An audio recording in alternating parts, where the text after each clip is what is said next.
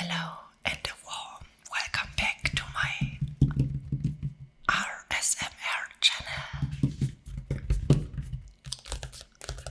My name is Katz, RSMR Katz, and I am happy to see you here.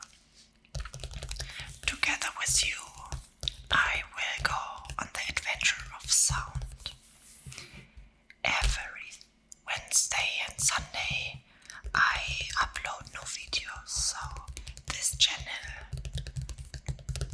have a lot of different movies you can choose. Today I will read a book, but you can be sure there will be as well some other joyful sounds waiting for you. So if you already like what you see, feel free to hit the like button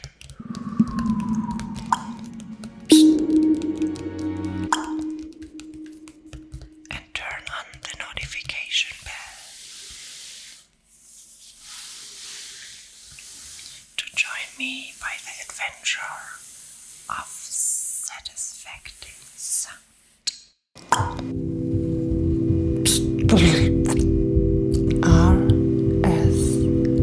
RSMR Katz.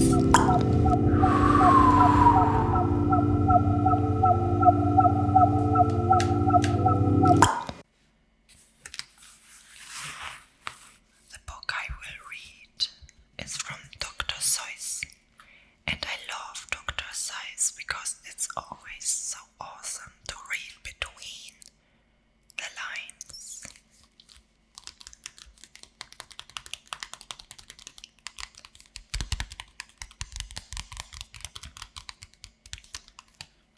It's not just for kids, as well for adults, and nothing is better than getting a book read from another person. The book is called Yertle, the Turtle and Other Stories. It is a pretty big book from Dr. Seuss. So take your time, relax, lean back, close your eyes or let them open if you like that view, and enjoy the satisfaction of sound.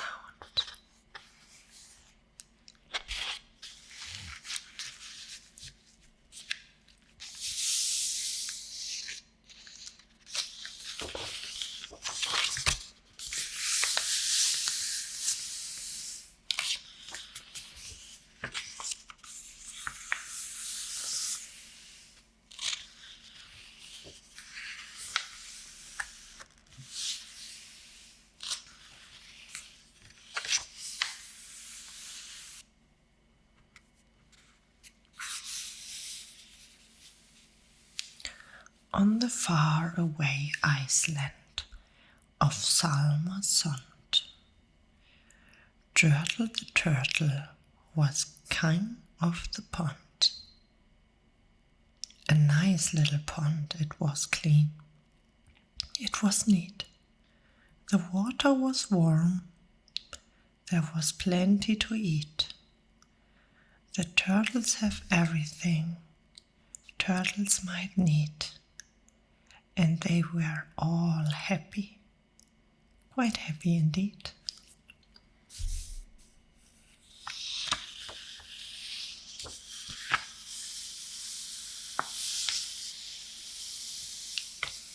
They were until Yertle, the king of them all, decayed the kingdom he ruled was too small. I'm a ruler, said Yertle, of all that I see, but I don't see enough. That's the trouble with me.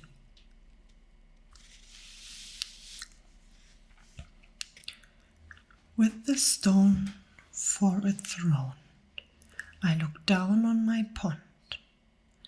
but I cannot look down on the places beyond. This throne that I sit on is too low down. It ought to be higher, he said with a frown. If I could sit high, how much greater it will be. What a king I'd be, ruler of all I could see.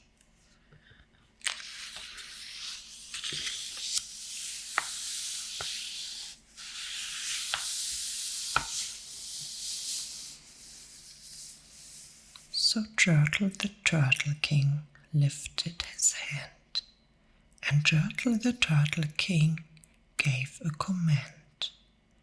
He ordered 9 turtles to swim to his stone, and using these turtles he built a new throne. He made each turtle stand on another one's back, and he piled them all up in 9 turtle stack. And then Yertle climbed up. He sat down on the pile. What a wonderful view! He could see most a mile.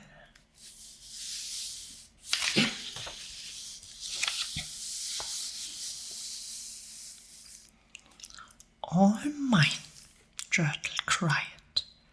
Oh, the things I now rule. I'm king of a cow, and I'm king of a mule. I'm king of a house, and what's more beyond that, I'm king of a blueberry bush and a cat. I am Yertle the Turtle, oh marvelous me, for I am the ruler of all that I see.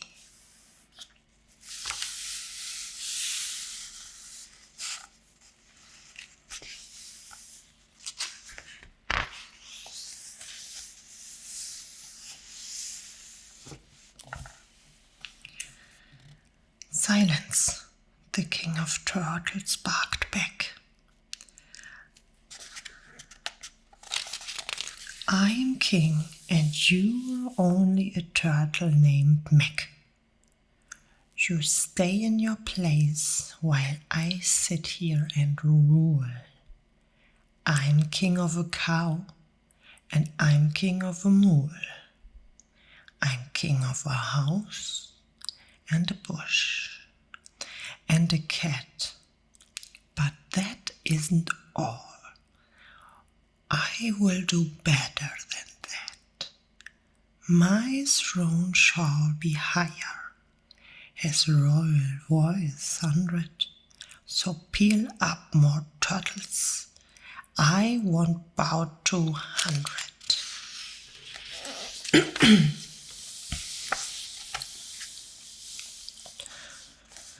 Turtles, more turtles, he bellowed and brayed, and the turtles way down in the pond were afraid.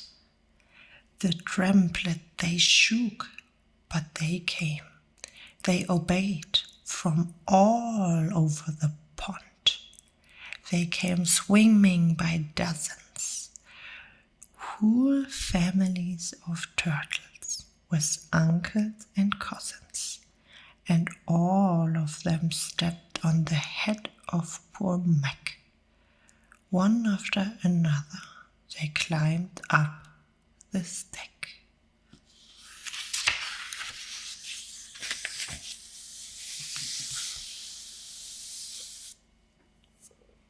Then Yertle the Turtle was perched up so high he could see 40 miles from his throne in the sky. Hooray!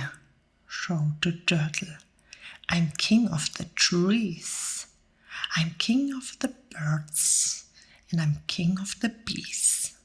I'm king of the butterflies, king of the air. Ah me, what a throne, what a wonderful chair. I'm Yertle the turtle, oh marvelous me, for I am the ruler of all that I see.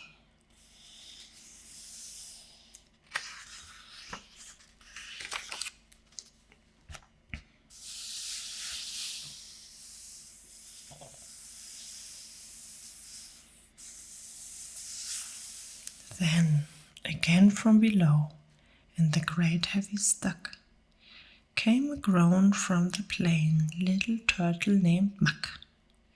Your Majesty, please, I don't like to complain, but down here below we are feeling great pain. I know up on the top you are seeing great sights, but down at the bottom we too should have rights. We turtles can't stand it. Our shells will all crack. Besides, we need food. We are starving, groaned Mac.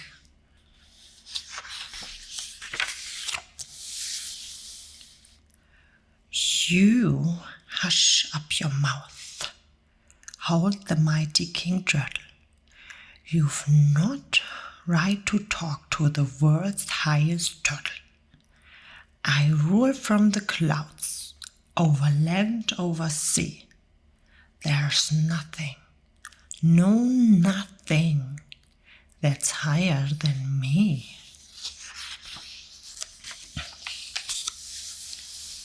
But while he was shouting, he saw with surprise that the moon of the evening was starting to rise.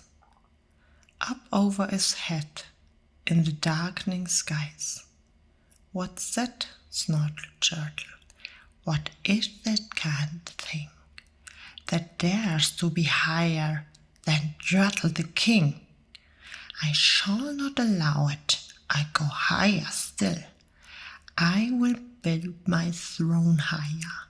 I can and I will. I call some more turtles. I stuck 'em to heaven. I need but 5,607.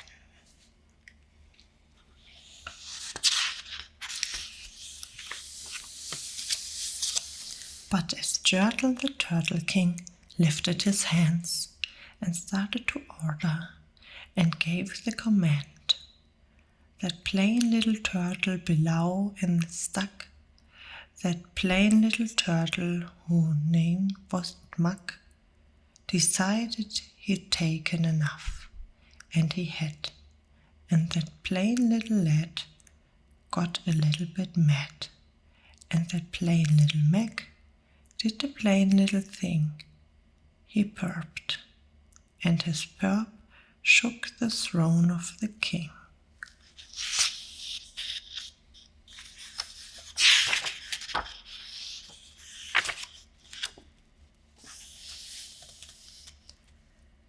And Yertle the Turtle, the king of the trees, the king of the air, and the birds and the bees, the king of a house, and a cow and a mole, well, that was the end of the Turtle King's rule. For Yertle the king of all Salamasund fell off his high throne and fell plunk in the pond.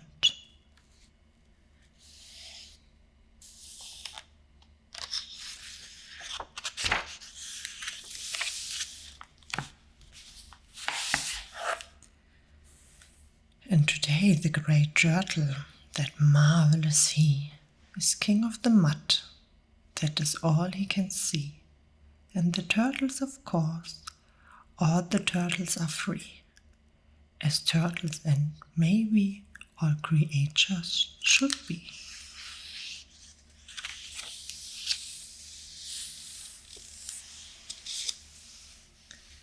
The next story is called Gertrude McFuss.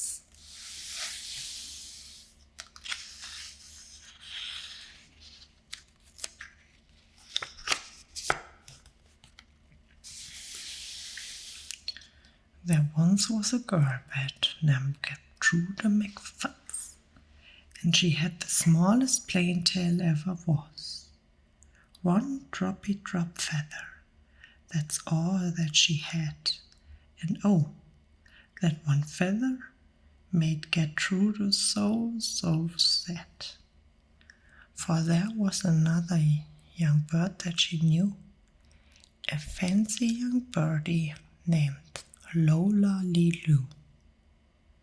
And instead of one feather, behind she had two.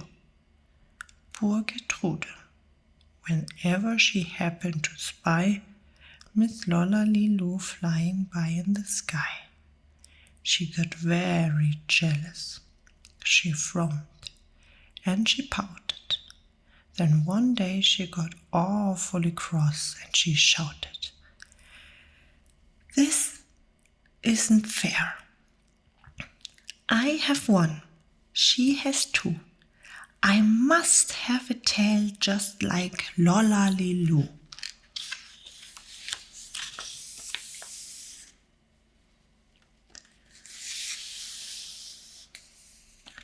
So she flew to her uncle, a doctor named Dick, whose office was high in a tree by the lake. And she cried, "Uncle Doctor, oh please, do you know of some kind of a pill that will make my tail grow?" "Tut, tut," said the doctor. "Such talk, how absurd. Your tail is just right for your kind of a bird." Then Gertrude had tantrums. She raised such a din that finally her uncle, the doctor, gave in, and told her just where she could find such a pill. On a pillberry vince on the top of the hill.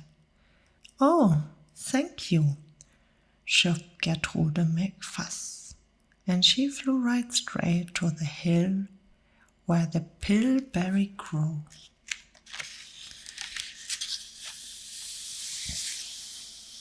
Yes, there was the wine, and so she saw it. She plucked off the berry. She started to gnaw it. It tasted just awful, almost made her sick.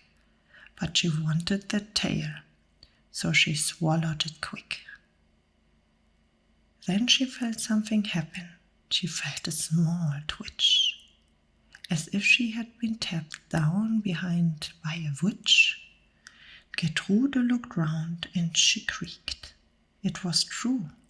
2 feathers, exactly like Lola-lee-loo. Then she had an idea. "Now I know what I'll do. I will grow a tail better than Lola-lee-loo." These pills that grow further are working just fine. So she nibbled another one off the vine.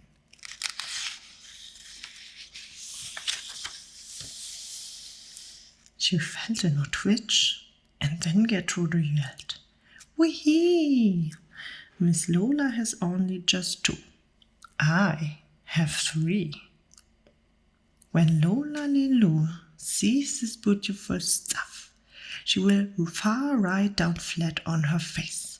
Sure enough, I will show her what's pretty. I certainly will, while I make my tail even prettier still." She snatched at those berries that grew on the vine.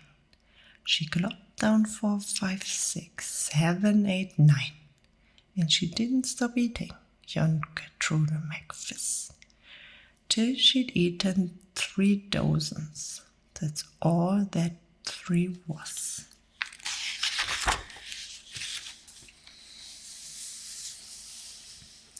Then the feathers popped out with the zing, with the zing. They blossomed like flowers that bloom in the spring, all fit for a queen. What a sight to behold! They sparkled like diamonds and gumdrops and gold, like silk, like spaghetti, like satin, like lace. They burst out like rockets all over the place. They waved in the air and they swished in the breeze, and some were as long as the branches of trees. And still they kept growing. They popped and they popped until round about sundown, when finally they stopped. And now, giggled Gertrude, the next thing to do is to fly right home and show Lola Lou. And when Lola sees this, why, her face will get red, and she let out a scream, and she will fall right down dead.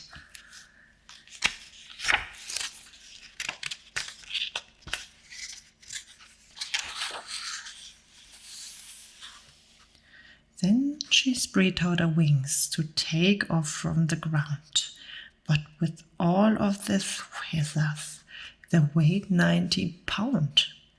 She yanked and she pulled and she let out a squawk, but that bird couldn't fly, couldn't run, couldn't walk. And all through that night she was stuck on that hill. And Gertrude McFuss might be stuck up there still, if her good Uncle Dake hadn't heard the girl yelp. He rushed to her rescue and brought along help.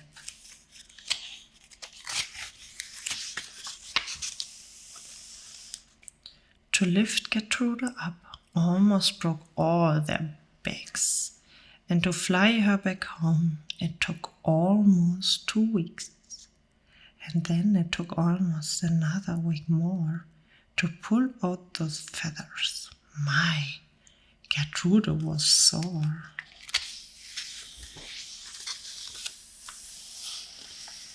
And finally, when all of the pulling was done, Gertrude behind her again had just one. That one little feather. She had a stir. But no shows enough, because now she is smarter.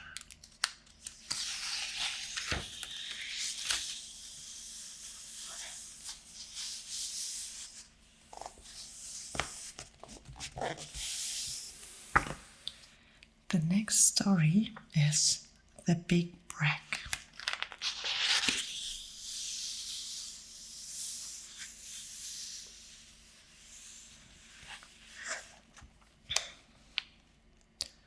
The rabbit felt mighty important that day, on the top of the hill in the sun where he lay. He felt so important up there on that hill that he started to brag, as animals will. And he boasted out loud as he threw out his chest. Of all of the beasts in the world, I'm the best. On land and on sea, even up in the sky, no animal lives who is better than I.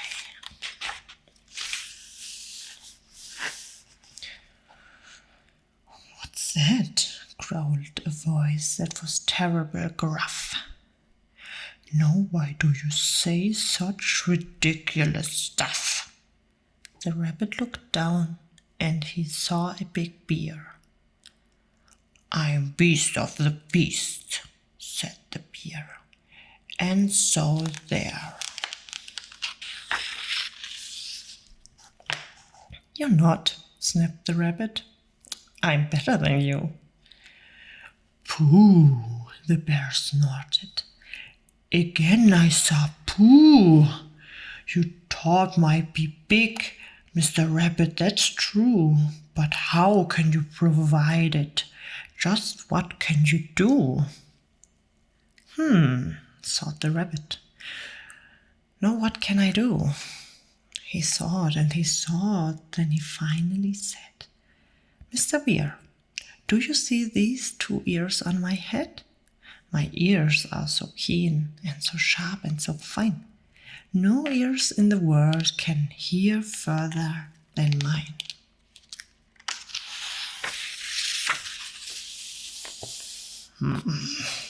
The bear grunted. He looked at each ear. You say they are good, said the bear with a sneer. But how do I know just how far they can hear? I prove, said the rabbit. My ears are the best. You sit there and watch me. I prove it by a test.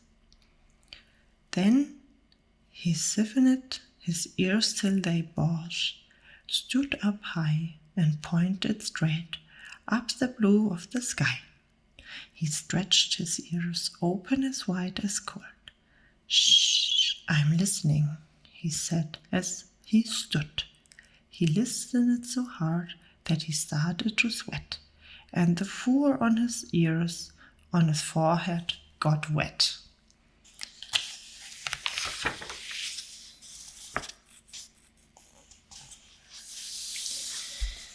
For 7 long minutes he stood. Then he stirred and he said to the bear, Do you know what I heard? Do you see that far mountain? It's 90 miles off. There's a fly on that mountain. I just him cock. Now the cough of a fly, sir, is quite hard to hear when he is 90 miles off, but I heard it quite clear. So you see, bragged the rabbit, it's perfectly true that my ears are the best, so I'm better than you. The bear for a moment just scolded as he said, for he knew that his ears couldn't hear things like that. This rabbit, he thought, made a fool out of me. Now I've got to prove that I'm better than he. So he said to the rabbit, You are pretty well. You can hear 90 miles, but how far you can smell? I'm the greatest of smeller, he bragged. See my nose. This nose on my face is the finest that grows. My nose can smell anything, but far and near. With my nose I can smell twice as far as your ear.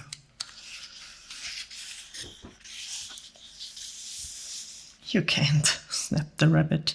I can, growled the bear, and he stuck his big nose way up high in the air. He wiggled that nose and he sniffed and he snuffed. He wiggled that nose and he whiffed and he whuffed. For more than 10 minutes he snuffed and he snuffed. Then he said to the rabbit, I've smelled far enough. All right, said the rabbit. Come on now and tell. Exactly how far is the smell that you smell? Oh, I'm smelling a very far smell, said the bear. Away past that fly on the mountain out there, I'm smelling past many great mountains beyond, 600 miles more to the edge of a pond.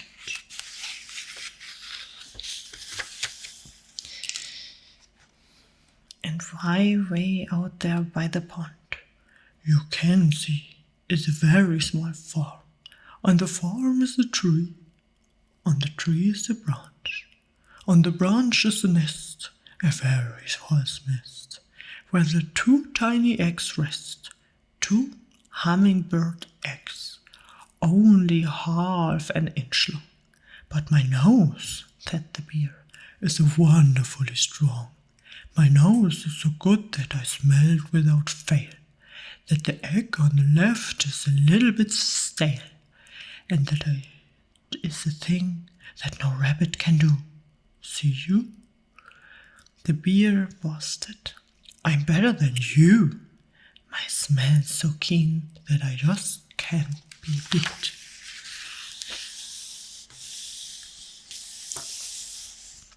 What's that? Called a voice from down by his feet. The bear and the rabbit looked down at the sound, and they saw an old worm crawling off the ground. No, boys, said the worm, you've been bragging a lot. You both think you are great, but I think you are not. You are not half as good as a fellow like me. You hear and you smell, but how far you can see? Now I am here to provide to you big boasting guys that your nose and your ears aren't as good as my eyes.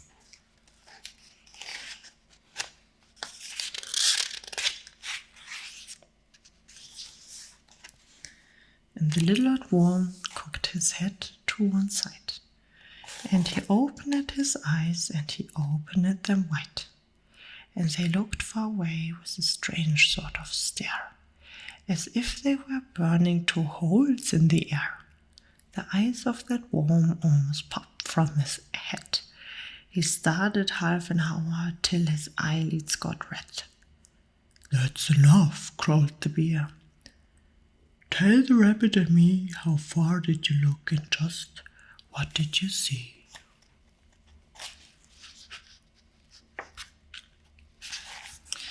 "Well, boys," the worm answered, "that look that I took was a look that I looked farther than you ever will look. I looked across the ocean, way up to Japan, for I can see further than anyone can. There's no one on earth who has eyesight that finer. I looked past Japan, then I looked across China. I looked across Egypt, then took a quick glance across the 2 countries of Holland and France. Then I looked across England and also Brazil, but I didn't stop there. I looked much farther still."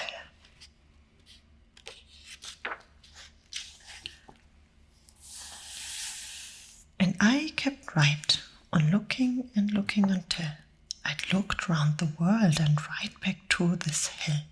And I saw on this hill, since my eyesight's so keen, the 2 biggest fools that have ever been seen.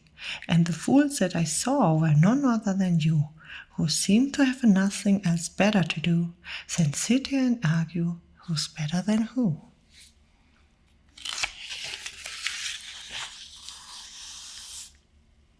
Then the little old worm gave his head a small jog, and he dived in his hole and went back to his work.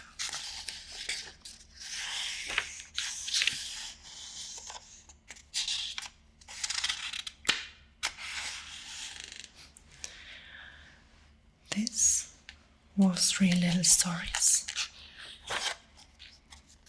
from Dr. Seuss.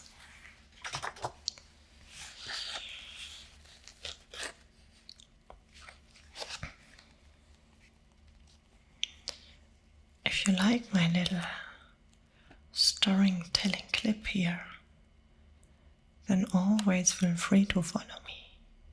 I am RSMR Katz, and together with you, I go through the adventure of sound.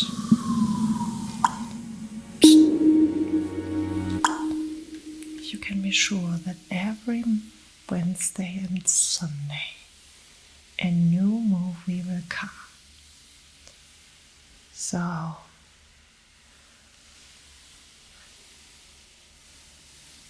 feel free to follow me.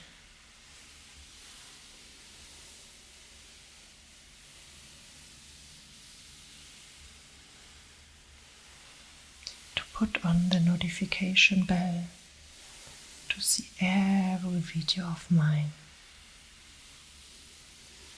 And then relax, lean back, and enjoy the awesome joy of sound.